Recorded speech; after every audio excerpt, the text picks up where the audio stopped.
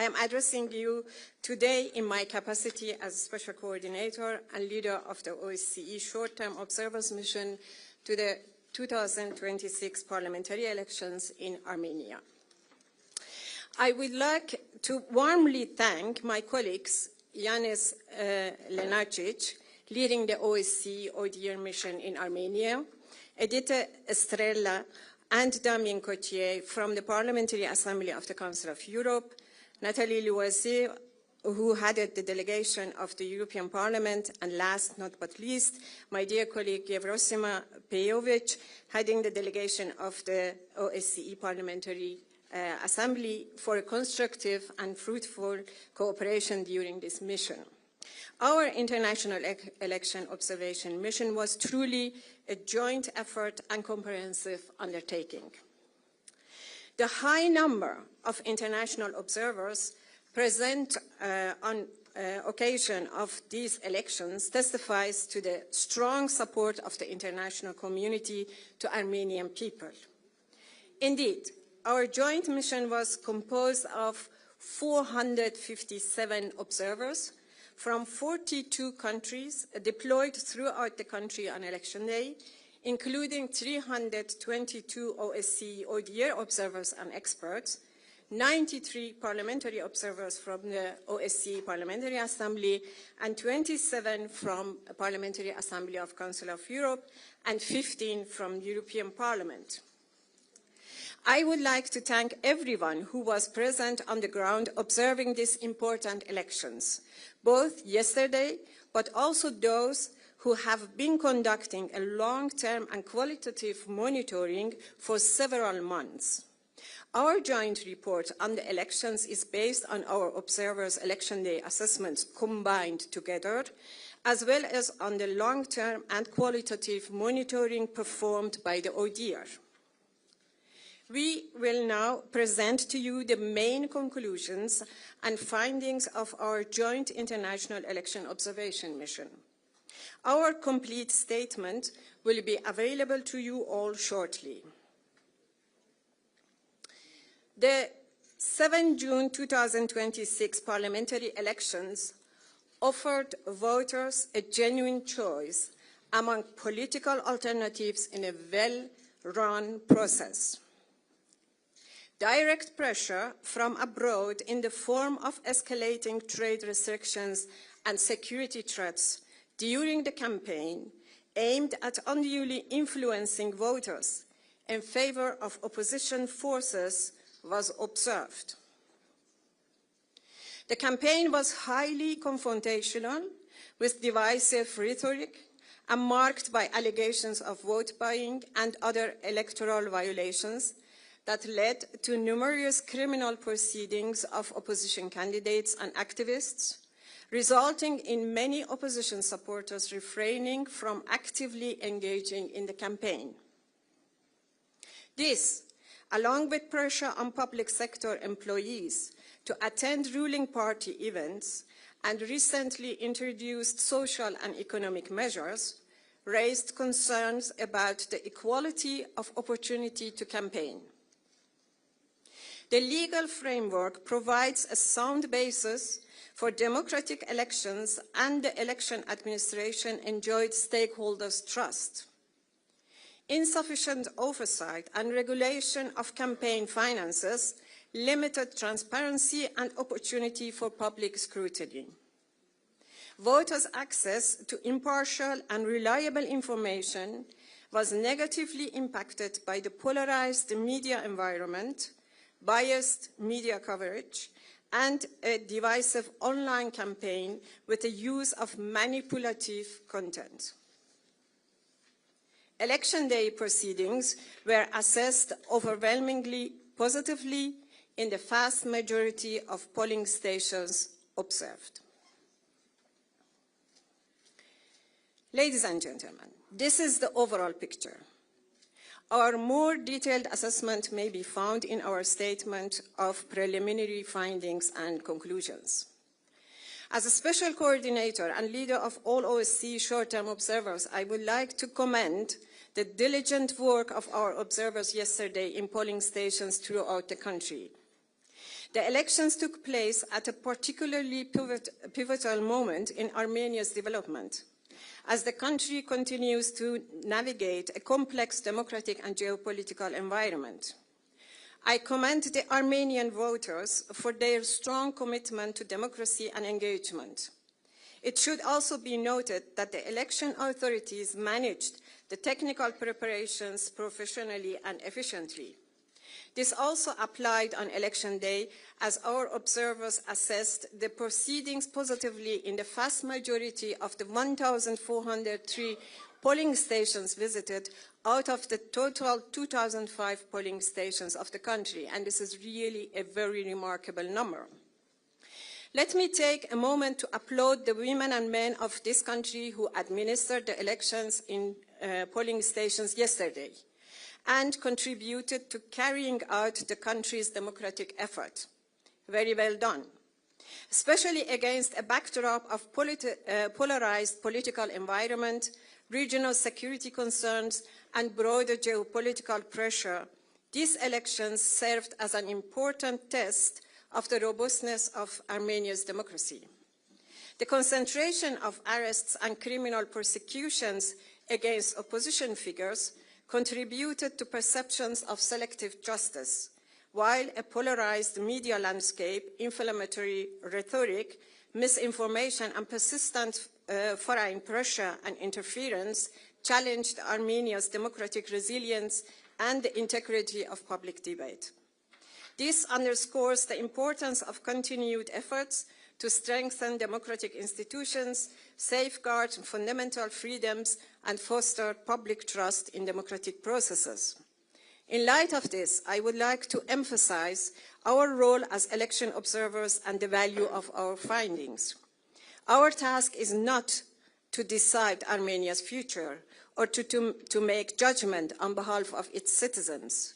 Rather, our role is to provide an independent and impartial assessment of the electoral process, highlighting both positive developments and areas where improvements may be needed. We hope that our recommendations will prove useful and valuable to the Armenian people, institutions, and political actors as they reflect on these elections and consider the steps to further strengthen democratic processes in the country. I would like to thank the authorities of Armenia and the numerous stakeholders we have met and exchanged with for their cooperation and insights during this mission. I would like also to share my heartfelt gratitude to the people of this country who offered a very warm welcome to our observers on election day. Now, I would like to pass the floor to my colleagues and partners so they may also share their assessments and impressions with you. Thank you all for your attention. And thank you, Ms. Karimi. Now, please, Ms. Estrella. Thank you. Good afternoon to everyone. My name is Edith Estrella, and I have the honor and pleasure to replace for this press conference my Swiss colleague and friend, Mr. Damien Cotier, who has led the election observation delegation of the Parliamentary Assembly of the Council of Europe.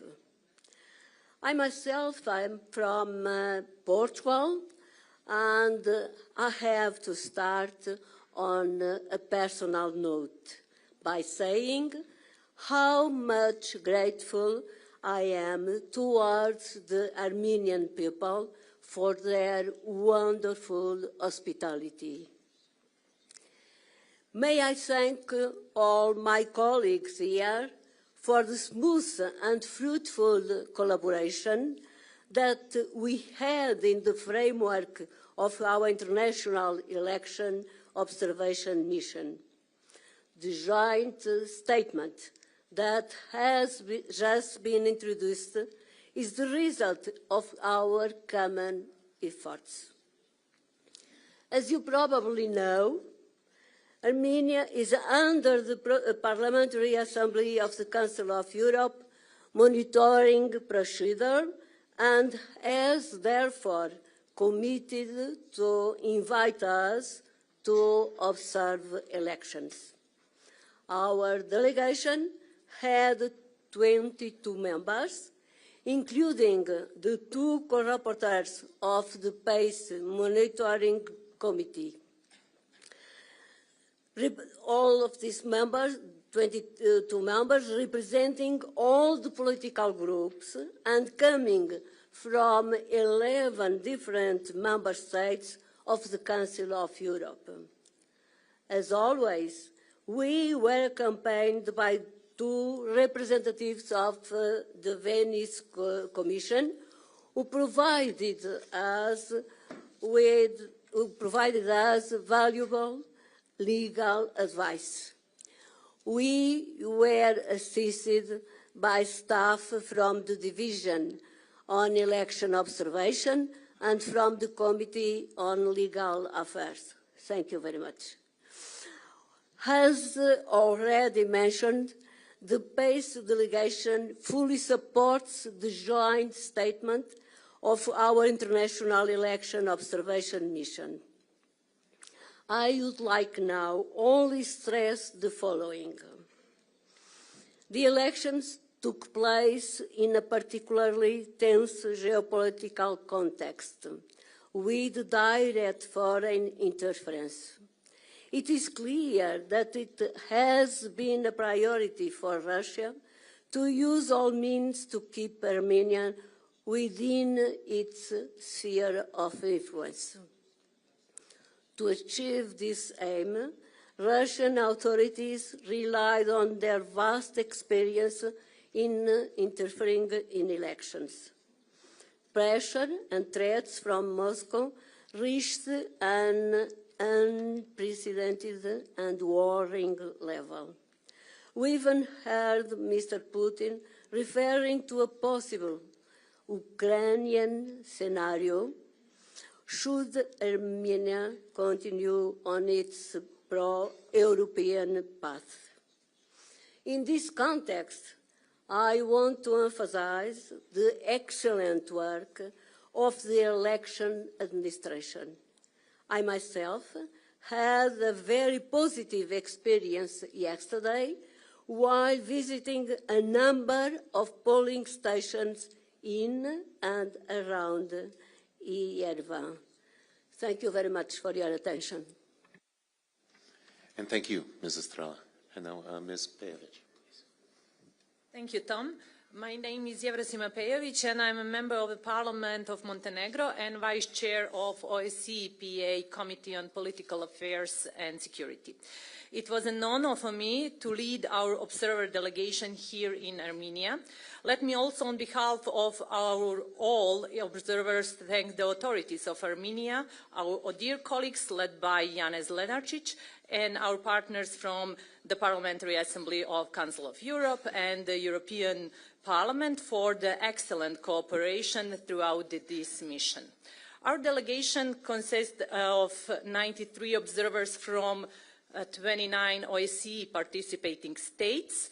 Over the past days and during the weeks leading up to Election Day, we met with a broad range of interlocutors from across the political spectrum, institutions, civil societies and medias, and yesterday our observers assessed voting and counting throughout the country. I would like to express our sincere appreciation for the warm welcome we received, not only here in Yerevan, but throughout the country.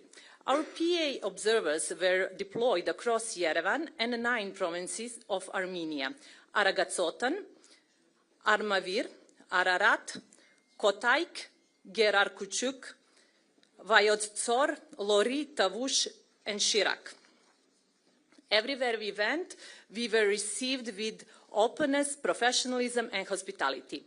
That willingness to engage with international observers is itself an important sign of confidence in democratic processes. Against this backdrop, it is important to note that the importance of those elections, combined with the polarizing rhetoric throughout the campaign, created a tense atmosphere for both voters and election officials. Election bodies operated under heightened scrutiny, while voters were exposed to sustained political pressure and intense political debate. Tensions arising from domestic and external factors added to the pressure surrounding those elections and influenced public perception of the quality of election administration, highlighting the importance of promoting a constructive political climate and strengthening public confidence in electoral bodies. Coming from Montenegro myself, I'm conscious that small countries often face similar challenges and in many ways share a common destiny. We know that domestic institutions are not threatened overnight, or democratic institutions are not threatened overnight. They are threatened through resilience, through public trust, through constructive criticism, and through a willingness to continue improving. This is where the international community can play a valuable role. Election observation is not about judging countries or lecturing them.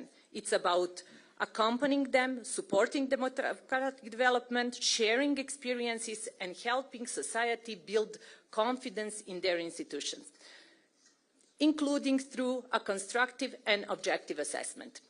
It is equally about recognizing process and encountering countries to take pride in their democratic resilience.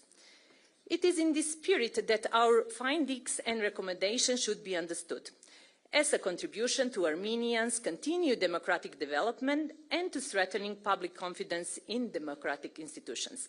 Finally, I would like to thank all election officials, citizen observers, party representatives, civil society organizations, media professionals, and above all, the voters of Armenia who contribute to this electoral process. I wish elected colleagues good luck and look forward to our cooperation in the future. Merci. And thank you, Ms. Pejovic. And Ms. Lozo. Thank you, Tom. Ladies and gentlemen, my name is Nathalie Loiseau. I am the head of the delegation of the European Parliament. I'm honored to address you on behalf of the European Parliament's election observation delegation. Our delegation is composed of 6 members from 4 political groups and 4 member states. I would like to warmly thank the Armenian authorities for inviting us, elected representatives of the European Union citizens, to observe these crucial elections. Our presence is a strong sign of support from the European Parliament to the democratic resilience of Armenia. Our delegation is part of the OSCE ODIHR International Election Observation Mission. Before I give you our impressions on yesterday's vote and the overall circumstances in which these parliamentary elections took place, I would like to thank Ambassador Janez Lenarčič, head of the ODIHR Election Observation Mission, Special Coordinator Farah Karimi, leader of the SCE Short-Term Observer Mission, Mrs. Adélie Estrela and Damien Coutier of the Parliamentary Assembly of the Council of Europe delegation, and Mrs. Yevroshima Pejovic, head of the OSCE Parliamentary Assembly delegation. And last but not least, the head of the EU delegation in Yerevan, dear Ambassador Vasilis Maragos. The European Parliament delegation fully subscribes to the statement of preliminary findings and conclusions of the International Election Observation Mission. Yesterday, we observed thousands of Armenian citizens going to vote enthusiastically and peacefully in an orderly and patient manner. The presence of so many first-time voters reminded me the emotion of exercising the voting rights for the first time. In many cases, the presence and the patience of elderly people, despite the long waiting time in queues, struck me even more. The electoral process was managed well and went smoothly.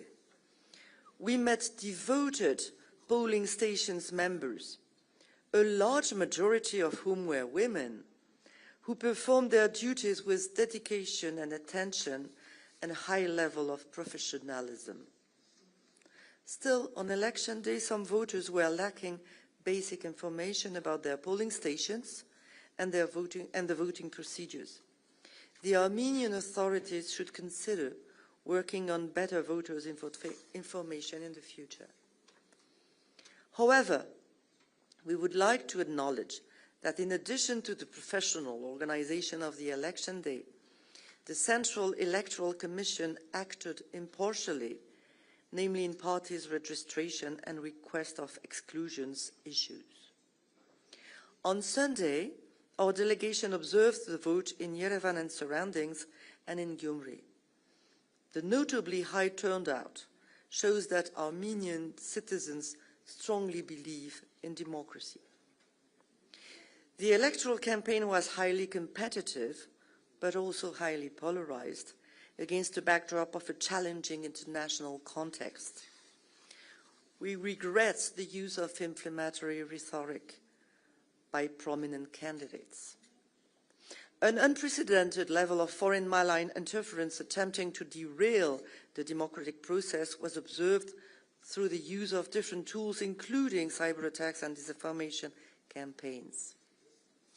In addition, Russia exercised unprecedented pressure, using public threats and trade measures, trying to substantially alter the results of the elections. As members of the European Parliament, we strongly condemn this blatant interference in the domestic affairs of a sovereign state. On Armenian elections legal framework, we acknowledge the positive reforms to the electoral code and law on political parties, particularly regarding political finance transparency. However, we invite the authorities to complete the process. Further improvement in areas such as accountability and integrity of party and pre-campaign spending, third-party campaigning, and traceability of cash donations are needed. Let me say it clearly. Despite disinformation and pressure, Armenian citizens decided to exercise their rights and were able to do it freely.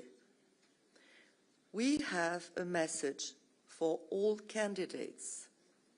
Democracy is not just about running for an election. It is also about accepting elections' final results when elections are held in a transparent and professional manner. Thank you very much for your attention. Merci. And thank you, Ms. Loiseau. Now, Mr. Lenarčič, please. Thank you. I wish to begin by thanking the people of Armenia for their warm welcome and hospitality. Our core team of experts and long-term observers have been in this country since late April. And we have observed all aspects of this election process in all its stages. And for election day, as it was already mentioned, we have been able to deploy, together with our parliamentary partners, a large number of observers, and that allowed us to get a comprehensive coverage of the election day proceedings. I wish to underline that our assessment that we shared with you is not based on individual impressions, but on a first-hand data systematically collected by our long-term and short-term observers, which is then aggregated and analyzed by our experts. Previous speakers have already covered a number of issues, but let me highlight some of them at the risk of repeating.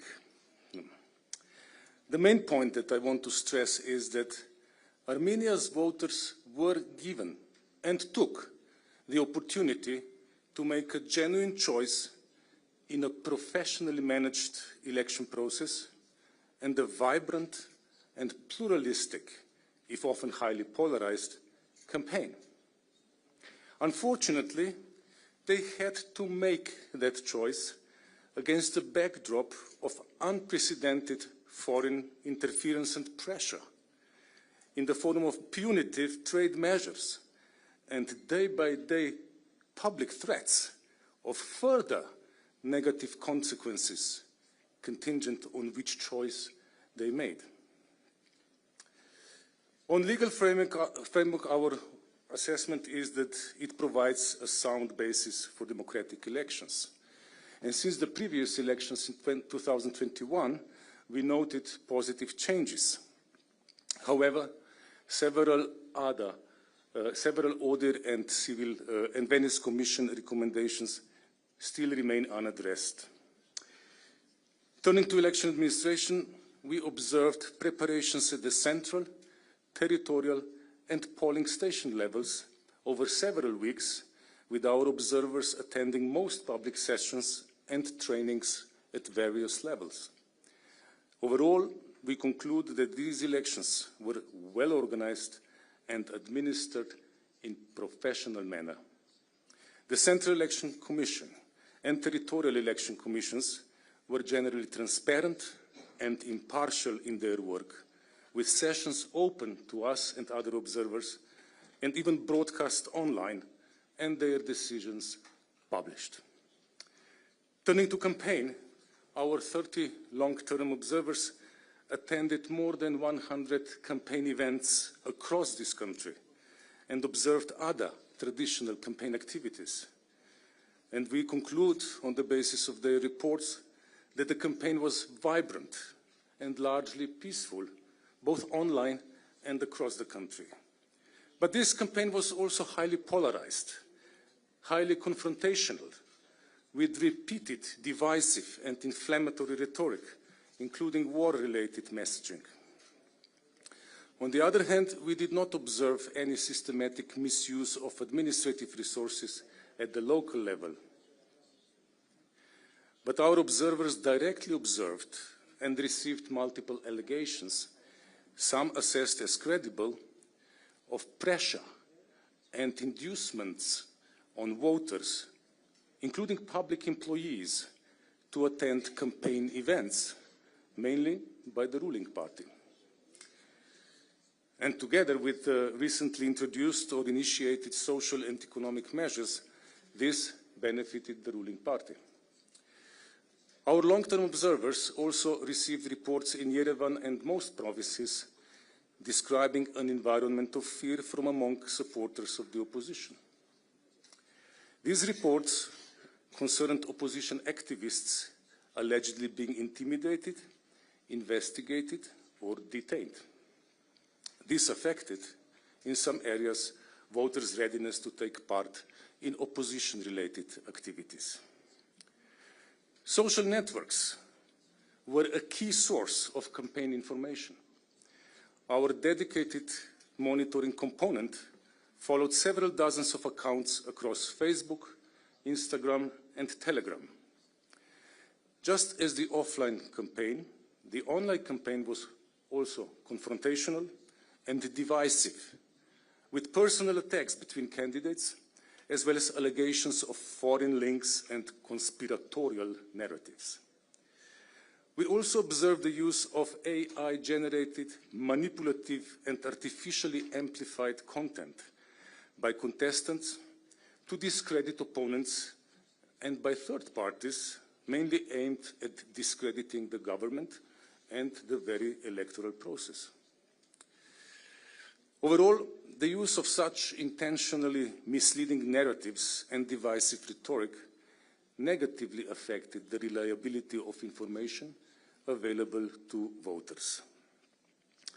Turning to campaign finance, we noted continuing concerns about the link between money and politics. The rules and regulations have improved, but important gaps remain in both regulation and implementation. Among others, substantial pre-campaign spending remained outside reporting requirements. Third-party campaigning was not regulated, and the financial information of contestants was published by oversight institutions in a manner that limited public scrutiny before election day. In the media environment, our assessment is based on systematic media monitoring. Most monitored outlets amplified mutual accusations and divisive campaign rhetoric. There was little substantive analysis of contestants' platforms. The public broadcaster displayed clear bias in favor of the ruling party, and this is contrary to its public mandate. At the same time, some private outlets showed the opposite pattern, portraying the government negatively and favoring selected opposition contestants. And all this limited voters' ability to receive impartial and analytical information about the contestants. In conclusion, I would like to take this opportunity to thank the Special Coordinator and heads of our partner parliamentary delegations. I had the great pleasure of working with their support and leadership. The order will remain in Armenia to follow the remaining stages of the electoral process and any election-related complaints and appeals. ODIHR will continue working with the national authorities after this process is concluded, including by publishing a final report, which will contain recommendations to improve the process for future elections. I would also like to thank the Armenian authorities for invitation and good cooperation with our mission.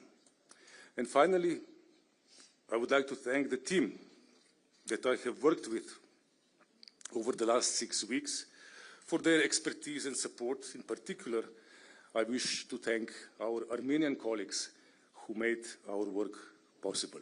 Thank you for your attention. Thank you, Mr. Lenarčič. So, as I mentioned earlier, we're now to the press conference, the press part of the press conference. So what I will ask you to do, please, is raise your hand if you do have a question. We'll have a microphone brought to you. Yep. And I'll ask you, please, before you ask your question, if you could just please give us your name and the media outlet you represent. So if we can.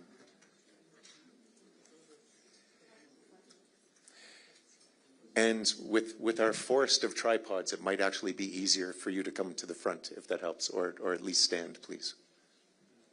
So do we have a microphone here?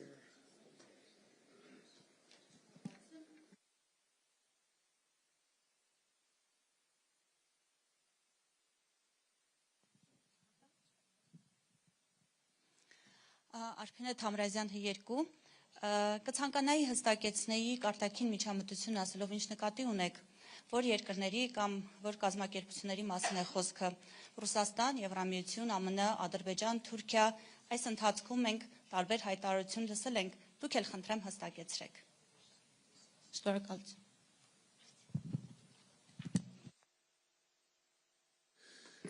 Thank you. We speak in our report that you will be able to look at the end of this conference.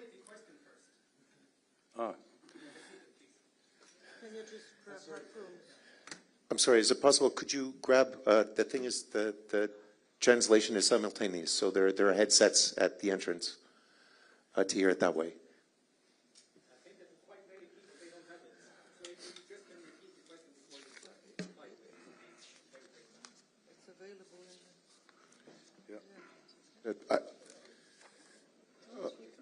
I'm sorry. There are, for those who would like to get them and do it that way, there should, I believe, still be headsets for the translation, which is available in both English and Armenian. As far as, because this is a system that's set up, we don't logistically have that set up to do here right now. Okay. Can I proceed? Yes, in the report that you will be able to take a look at after this conference, we note on one hand foreign pressure and on the other foreign interference. These are two different things. Foreign pressure, under foreign pressure, we noted a series of trade restrictions imposed by the Russian Federation before and during the official campaign period. in what we call an escalating manner. And these trade restrictions were, as we noted, accompanied by public statements by a number of officials from the Russian Federation threatening or menacing the future economic stability and security of Armenia in case of certain electoral result. On the other hand, we also noted a number of high-level visits and endorsements from the EU and US leaders. So this is what we meant under foreign pressure and foreign interference.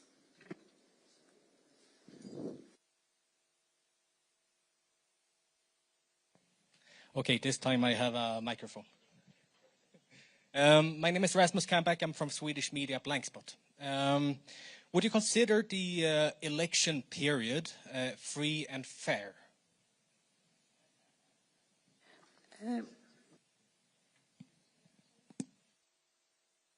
Yeah, thank you very much for the question. I have been in this position, I think, several times in different countries, and this is the question that always comes up. Is it free or fair? We see, as I mentioned, our task as independent international observers actually to be very factual on what we see and also put it in comparison to the actual international standards that the countries themselves have signed to it. And that's actually what our report does at very different level. You know, all the different actually stages of a election process. And at the end, it is up to the people of the country to say what it was. Was it free? Was it fair? We actually present the information, we present the factual, actually, understanding of what was happening according to our observations, but the final judgment is up to the people of Armenia, and we know how actually just using free and fair is not going to be just to explain what we have seen. So that is actually my response to your question. Ազատություն ռադիոկայան Անուշ Մկրտչյան, դուք ձեր Ազատություն ռադիոկայան Անուշ Մկրտչյան, դուք ձեր խոսքում ասացիք, որ քարոզարշավը եղել է խիստ բևեռացված եւ հակադրական, ուղեկցված բազմակի բաժանարար եւ սադրիչ ռետորաբանությամբ, այդ թվում պատերազմի թեմային առնչվող ուղերձներով։ Նաև նշեցիք, որ մյուս կողմից տեղական մակարդակում պետական վարչական ռեսուրսների համակարգային չարաշահման դեպքեր շատ չեք արձանագրել։ Այս ամենը հաշվի առնելով եւ ձեր նշած մնացած, այսպես ասած, թերություններն ու առավելություններն էլ հաշվի առնելով, դուք կարող եք ասել, որ այս ամեն ինչը վերջնական արդյունք, վերջնական ազդեցություն չի թողել ընտրությունների վերջնական արդյունքի վրա։ Շնորհակալություն։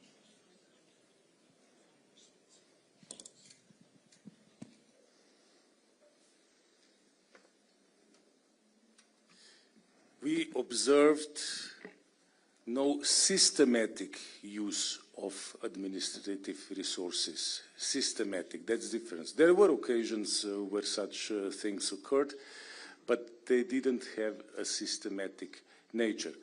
As to the impact, that is something that it is not possible to measure just by observing, but we note that Armenian voters had a genuine choice and were able to make it in an environment that was free.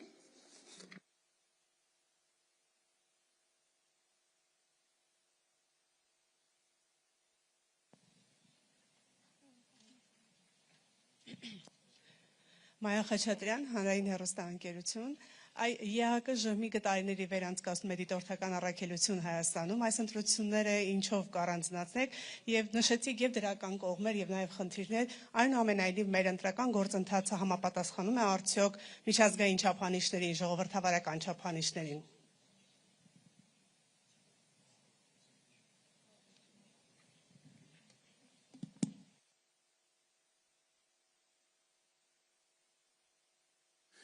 In response to this question, it's difficult to add anything in addition to what was already said by all the speakers at this table. The critical issues, of course, were identified in our statements, and they are also enumerated in the report. But again, if it helps, we observed the ability of the Armenian voters to choose. There was a wide choice available. We at the same time observed direct pressure from abroad and foreign interference. And we also observed a large number of arrests and detentions that had an impact on the ability of certain individuals to participate in campaign. These are just some of the key features, but there are many others, and they are all assessed against OSCE commitments that Armenia has entered into, other international standards that are also valid for Armenia, as well as Armenian national legislation. Each and every aspect that was observed of this election process is assessed in our report against these standards. And I would like to actually add something to that. I had also the pleasure and honor of observing the elections in 2021. Normally, and that's actually a matter of principle, we don't compare the elections with each other. And why? Why is that? This is because the context actually differs a lot. I mean, the context of 2021 was a different context than today's elections. And, this is something which makes it very difficult to say, to compare the elections with each other. Where we can make actually, or we can make sense of something like progress is, for example, at the level of legal developments. We look at there and we say, okay, we had this kind of recommendations. Did the country act upon those recommendations or didn't? But a general comparison between different elections is very difficult because the context in which actually the elections take place differs a lot. And that defines, of course, at the end also the way we look at the election process. And as Mr. Lenarčič elaborated, what we do then is look at what is going on in the process and actually put it with the standards, with the international standards, and then give that back to the people of that country. So what we have seen, what we have observed.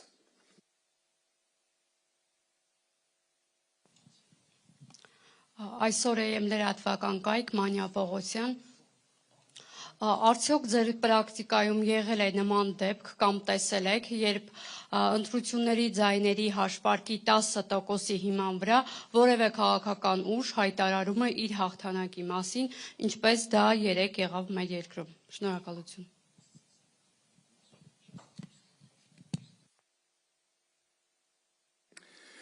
That was premature, yes. And it was a bit risky because after the rest 90% of the votes would be counted, there was a high risk that the result would be different. So it was premature and risky. Thank you.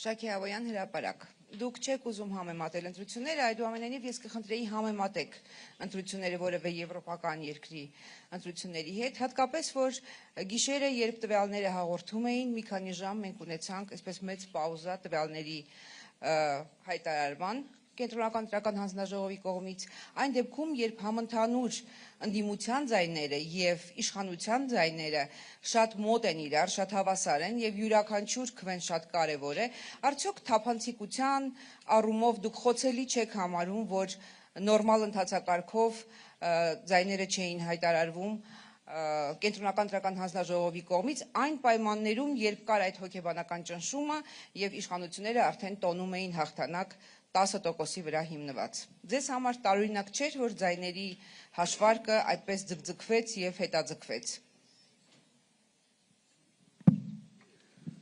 I'm happy to answer this question coming from the European Union and sharing what my colleagues and myself felt yesterday throughout the day and also throughout the night. First, throughout the day, we were impressed by the turnout, the very broad turnout, young and old, men and women going to the polls, trusting the system, otherwise they wouldn't have done it. We were impressed by the professionalism of people in polling stations, how seriously, how precisely they behaved throughout the whole procedure, being during the vote or for the counting, where we were present. We are very impressed by the transparency of the whole process. And there are few, if any, EU member states which reached this level of transparency, and I'm bringing back some very good practices home to share them with my fellow citizens and with my authorities. On the fact that a prominent candidate claimed victory in the middle of the night, I'm not supporting this sort of behavior, but that's not the first time I see it, including in my country. And I was also struck by other comments by candidates from the opposition as well in the middle of the night. I'm not supporting it. I'm just saying this happens in the heat of a political campaign. And the good thing was that the CEC performed its duty professionally, and that finally we had results in a very reasonable period of time. And now, after complaints will be examined, I hope that everybody will be able to accept the final results.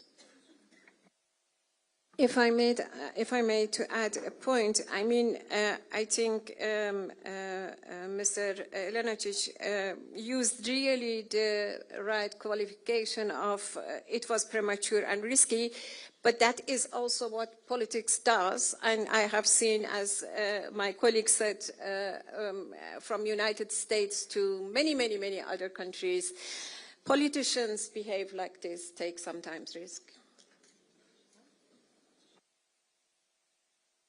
Okay, I think we have time for 2 more questions, if we can do this here. So,